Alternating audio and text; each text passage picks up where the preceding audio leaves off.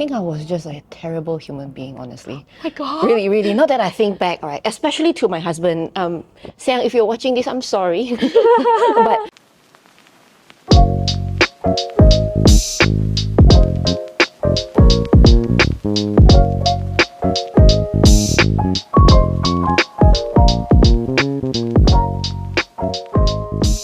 I think a lot of people know this. Like the first couple of years of having a kid is when you test your marriage, right?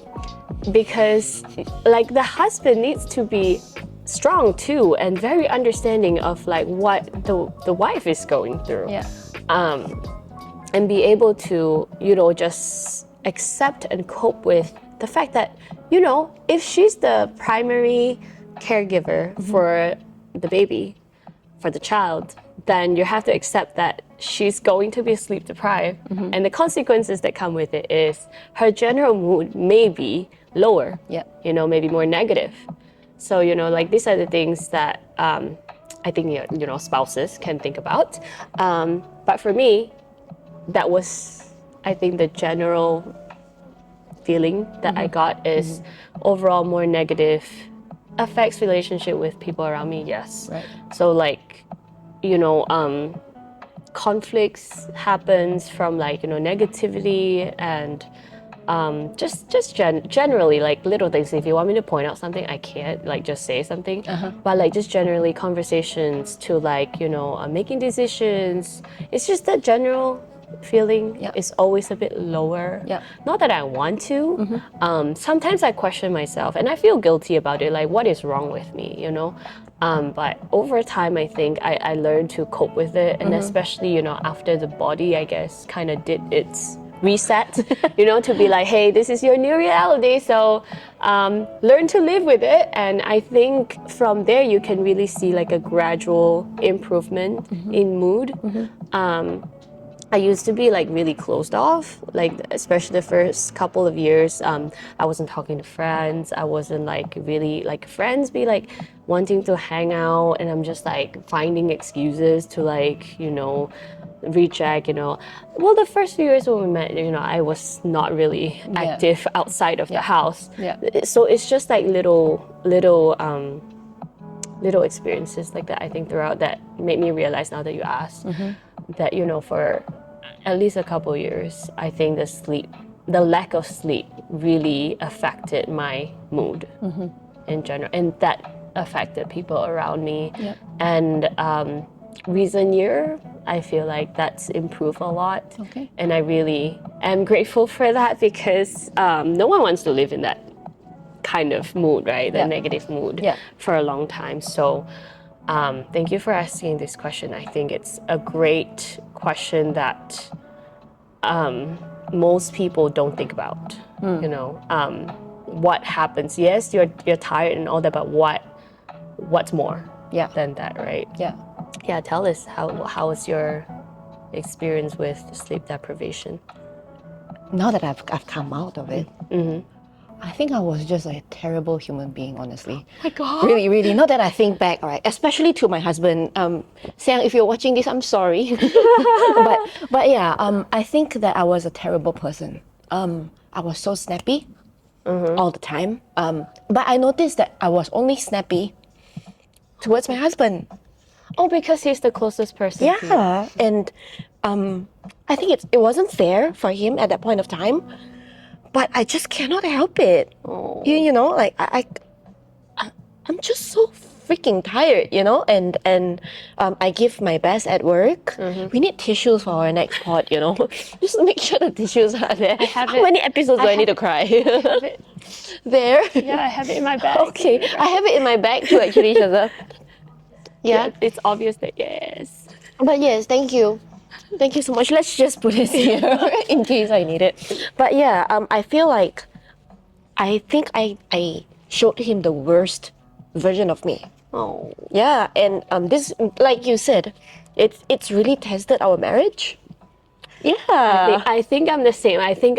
Oh my God, this is infectious. I think my husband has seen the worst side of me too. Yeah. The rock bottom. Yeah. And sometimes I feel like he still sees it now. because my second kid I'm still sleep deprived. Yeah. I don't know. I'm not blaming on the kid, but Yeah. it's just my life. Yeah. But I get it. Like you're just so snappy that Yeah. you don't mean to. Oh my God. you don't mean to Put it on them. Yeah. it's not even that, like some of the replies that you give, like you don't even mean to use certain words, but it just comes out, right? Yeah, exactly. So yeah, I do realize that, you know, I'm like that, and I just, like, now that I look back, you know, and now that I'm better, better in the sense that I sleep better, I talk better. Now that I'm sleeping, and after seeing him take care of me, how he took care of me for the past 2 years, I love him even more. Oh, I don't know.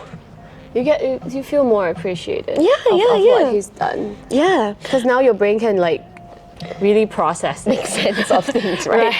Right. but yeah, for that 2 years, I think, and also because I've been back to work, and there's just this part of me that tells myself, you know, even though you're a mom now, you still need to go back to work.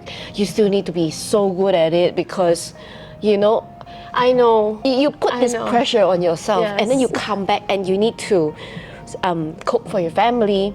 So what have you got left for yourself? You've got nothing. And then your husband comes in and asks you about a stupid question. I don't know what it could be, you know, and you're just like, it ticked me off. I think the word for it is burnout. I think a lot of moms are so burnt out, especially in today's day and age where like most women have to juggle so many things. I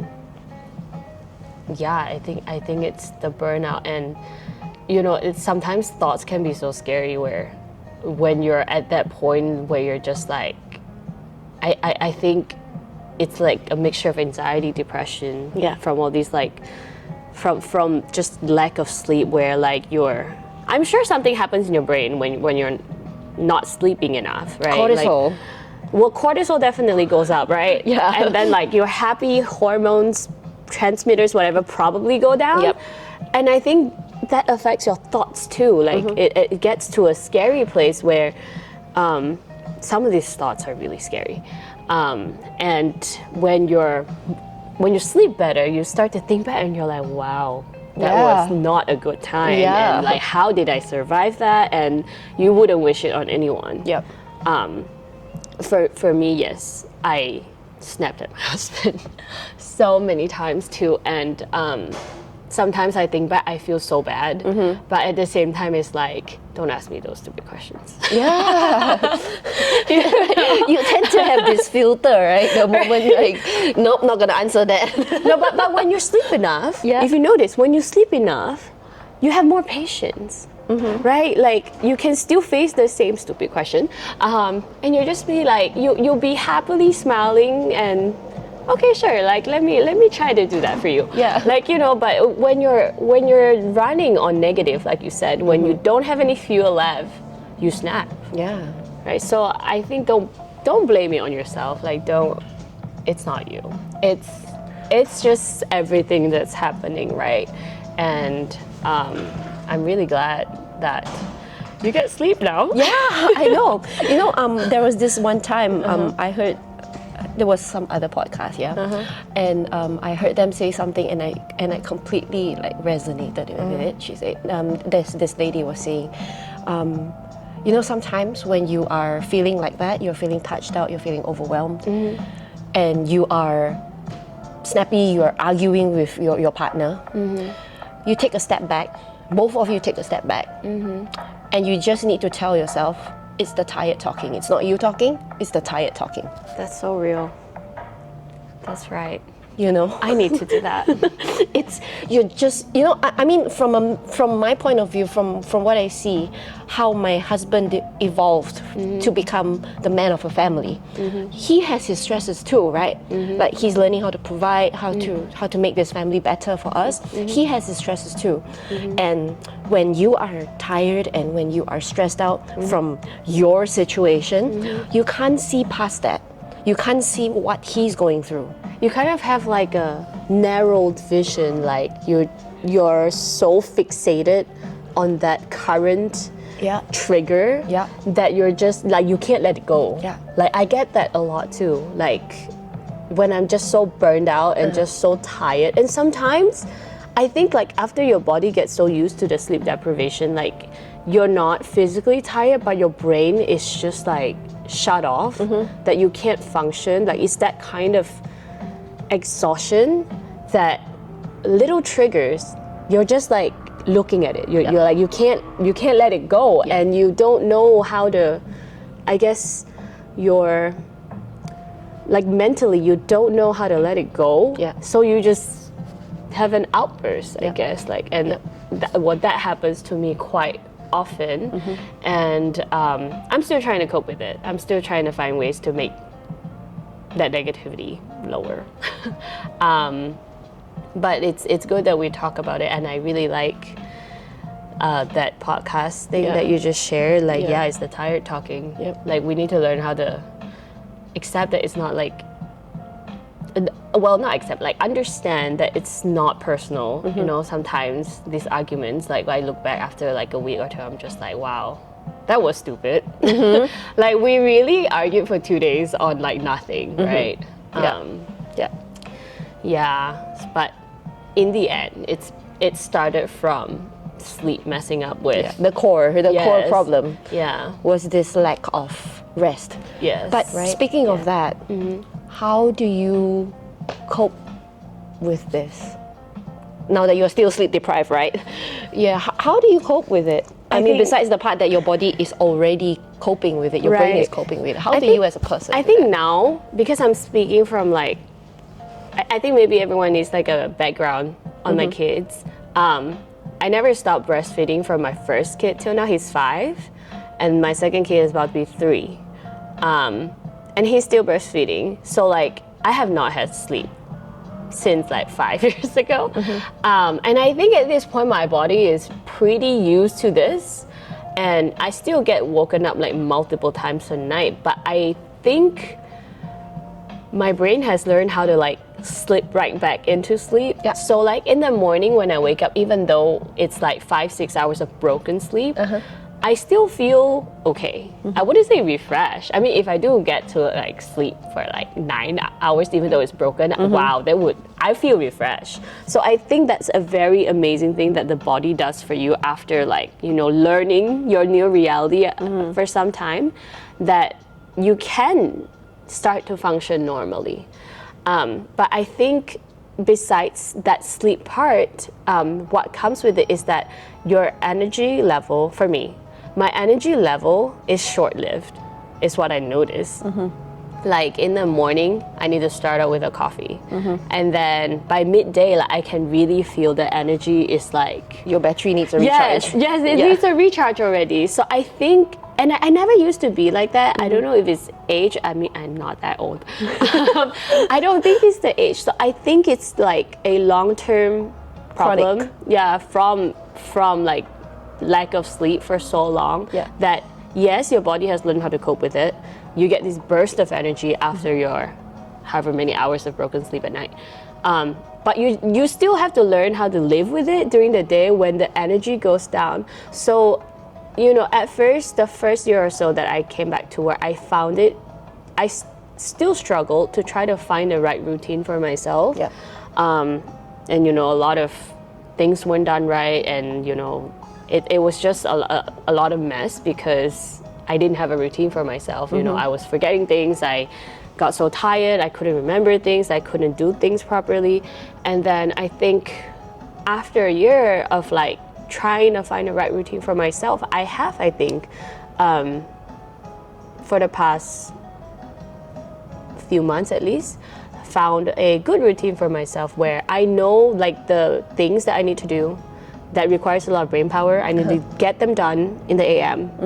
And then when it gets to the PM, is, you know, when I would schedule for like meetings or like, you know, just like discussions, brainstorms that I don't need. That still needs a lot of brain power. Yes, but it's not like things that you need to analyze or strategize. Okay. And you know, it's more so like meetings to know, okay, what's the to do and then what needs to be done. So it's more like housekeeping. Okay. Housekeeping kind of meetings, Right. not the hardcore like, okay, let's think. Because I realize after like once it gets into PM is when I realize the energy level really dips and like my brain just can't, like it's just not, I guess the screws in there don't turn as well anymore. So I think it's just really understanding how your body works that you can learn how to cope with it. Right. And then I used to force myself to like complete unfinished work in the middle of the night.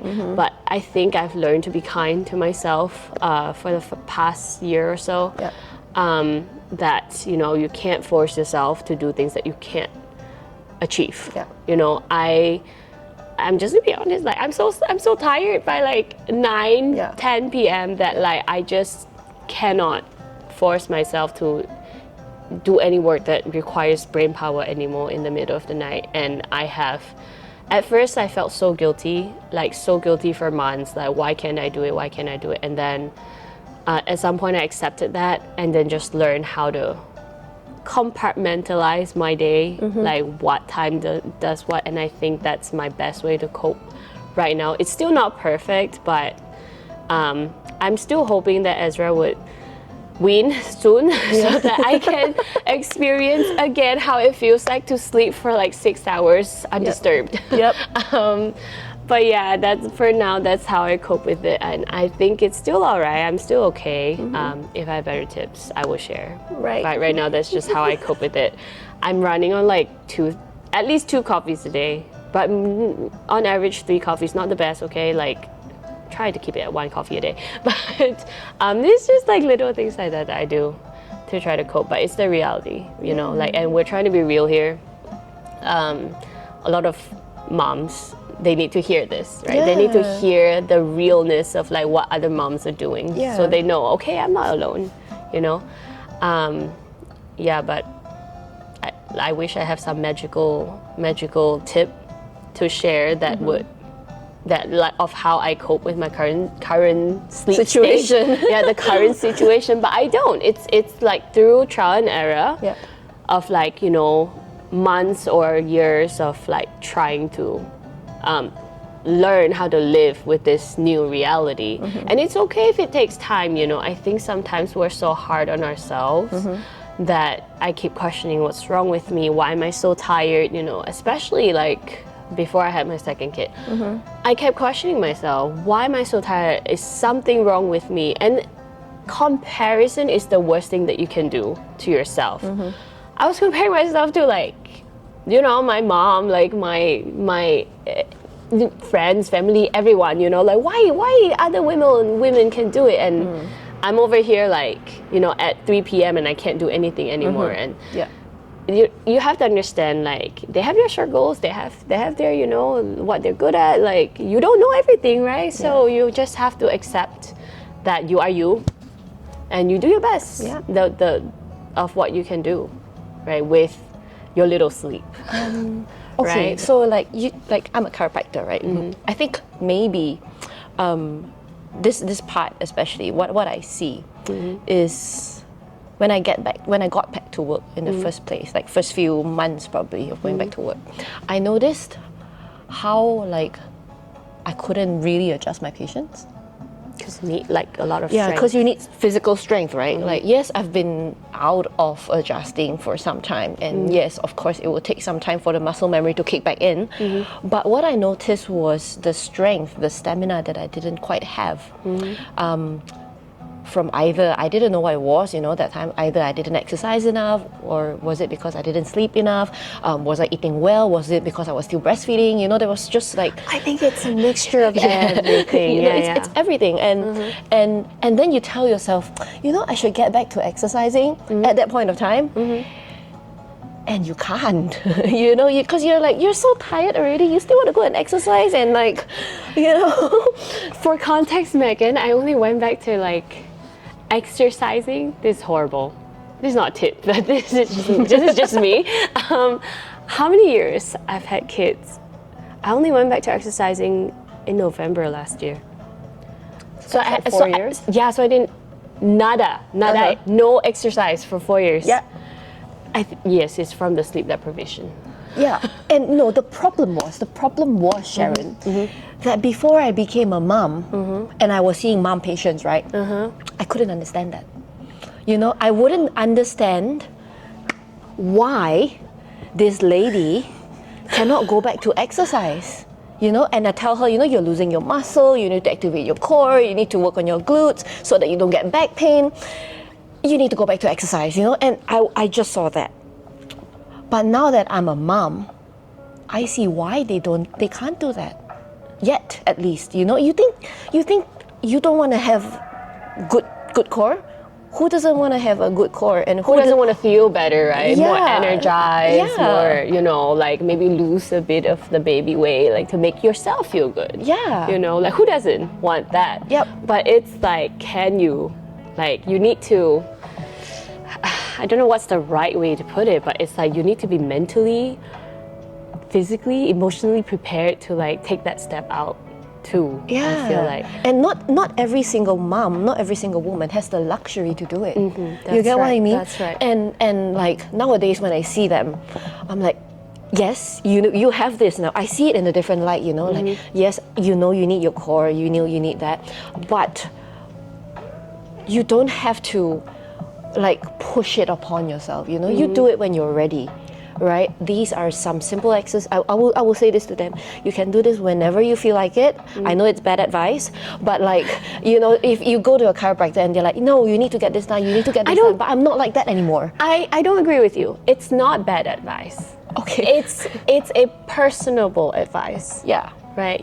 I think after becoming a mom, that made you realize, and especially for you who specialize in maternal and infant adjustments, right?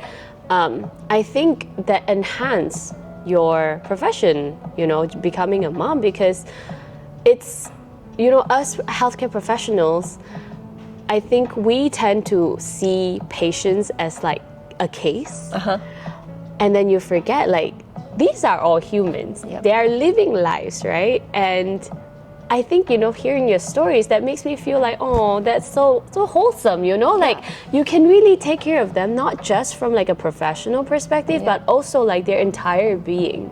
To be honest with you, like when I went back to my physical, the first year or the second year after giving birth, to my first child, right? And I hear these advice like you need to exercise how many minutes per week, yada yada. Try to eat.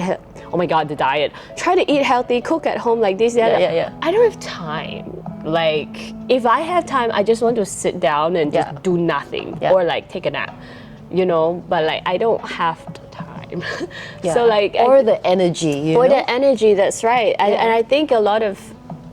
Well, that was us too, right? Before we became moms, like we were so textbook about it, that after becoming a mom, I think that really humanizes us a little bit more, I guess. Yeah. And I love to hear that. It's so wholesome. Thank you. But really, I just want to put it out there. Really, you don't have to put it onto yourself. Like it's not your fault that you can't be at where you want to be at this point of life. And everybody has their own pace, just because somebody is exercising at 4 months postpartum doesn't mean that you have to do the same thing, because your reality and her reality are very different. It's just not the same. Yeah, exactly. Comparison is the worst. Yeah. Do not compare. Like everyone lives a different life. I cannot stress that enough. Like do not compare. And some people might feel like oh, why this other mom, like they can do this, and I can't. Like that's the worst thing that you can do to yourself. So just self-sabotage. yes, Total yes, that's self-sabotage. right. That's right. Yeah. I mean, I have been there too. I have questioned myself before, but at some point, you have to pick yourself back up and realize you are you. Right? They are them. Yeah. I think that's all we have on sleep for today. I hope that was informative, and we just wanted to be real. Yeah. Share experiences, and if you have any ideas or any interests in certain topics that you want us to go through, feel free to leave it out in the comments. Yeah, or if, say, there was a certain moment that you remember from just being exactly like us, like drained or tired or burned out, you can just let us know and share with us in the comments. We would love to hear it. Yeah, let's just talk. Yeah. All right. And I think that's it. Thank you so much for tuning in, and we'll see you on the next one. Bye. Bye.